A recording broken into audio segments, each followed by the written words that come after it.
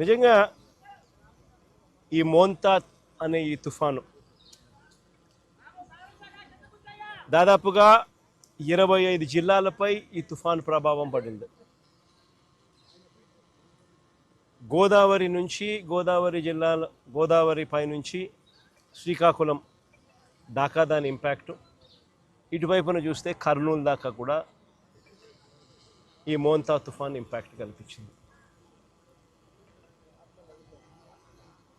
దాదాపుగా ఈ 25 జిల్లాలలో రాష్ట్ర వ్యాప్తంగా దాదాపుగా 15 లక్షల ఎకరాలలో పంట నష్టం జరిగింది. నిజంగా ఎప్పుడు ఊహించని విధంగా ఈ తుఫాను వల్ల పంటలు నష్టపోయిన పరిస్థితులు చోటు చేసుకున్న పరిస్థితులు ఇవి. ఎందుకు ఈ పరిస్థితి వచ్చింది అని అంటే కారణం, వరి అన్నది అత్యధికంగా ఈ 15 లక్షల ఎకరాలలో దాదాపుగా 11 లక్షల ఎకరాలు పంట నష్టం జరిగింది వరి పంటకి. ఈ వరి అన్నది కరెక్ట్గా గింజలు పాలు పోసుకునే పరిస్థితిలో ఉన్నప్పుడు జరిగిన దారుణమైన పరిస్థితి ఇది. తీవ్రమైన గాలులు, ఆ గాలులతో పాటు వచ్చిన వర్షాలు.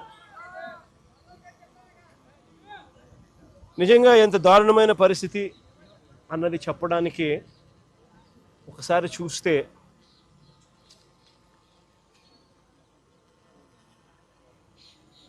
పత్తి, మొక్కజొన్న, అరటి, బొప్పాయి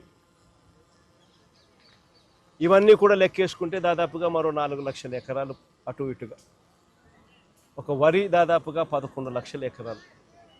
రాష్ట్ర వ్యాప్తంగా దాదాపుగా 15 లక్షల ఎకరాలు రైతులు నష్టపోయిన పరిస్థితుల మధ్య ఈరోజు రైతులు కనిపిస్తూ ఉన్నారు.